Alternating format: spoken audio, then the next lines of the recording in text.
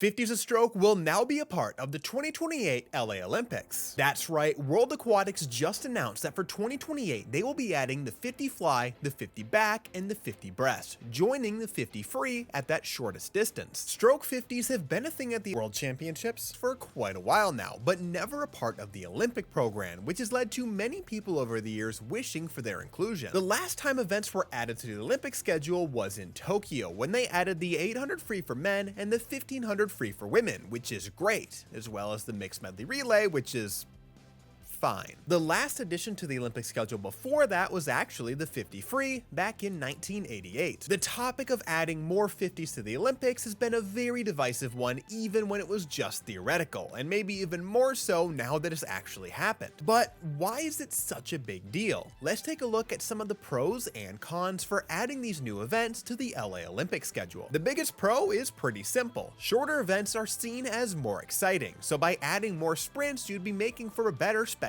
experience. While I personally prefer events that are a little bit longer just to introduce a variety of strategies to things, I mean even in a 100 you can see a ton of different race plans on display, I do understand that seeing people go as fast as possible is very exciting. Another pro is that it gives more opportunities for athletes that are incredibly talented in the 50s a stroke a shot at that Olympic spotlight that they don't currently get right now. For example, world record holder in the 50 fly, Andrei Govorov, expressed his excitement saying that he never had a chance to compete his masterpiece at the Olympics. Or even someone who does already get that Olympic spotlight like Sarah Sjöström. Her 50 butterfly performances are some of the most dominant ones out there, and I'd be lying if I said I wouldn't enjoy watching that on the biggest stage. This could also be a chance for some athletes to stay in the sport for longer. We've already seen over the years that these 50s are much easier for older athletes to still remain a major threat. Nick Santos was a constant threat in the 50 butterfly into his 40s, even winning a short course world title in the event in 2022 at the age of 42. He also won bronze in the long course version of this event in 2019 at the age of 39. He was even given a special invite in order to be able to swim this event at this meet. Even if we look at the oldest Olympic champion, the 50 still reigns supreme, with Anthony Irvin winning gold in the 50 free in 2016 at the age of 35. In fact, this announcement led to Adam Peaty confirming that he will be seeking to qualify for his 4th Olympics in 2028, something that he had previously not yet confirmed. The potential for these events to add some longevity to the sport's biggest stars is a huge point in their favor. If a 50 butterfly is what it takes for Sarah Sjöström or Caleb Dressel to be a big threat in LA, then I might become these events' biggest fan. So with all of these good things, how could anyone possibly be against these events? Well, let's dig into the cons. The first con that comes to mind for many is one thing: medal inflation. Swimming already has a lot of events, and it feels like every Olympics this leads to some people from outside of the sport complaining that swimming medals are very overvalued. In my experience, this normally comes from them thinking that any stroke other than freestyle is ridiculous, equating it to a track event where you skip or run backwards, though I question what they think of the hurdles then. So the fear then is that adding more events gives that argument more credibility. But while I don't love that, I also think that most people that think this way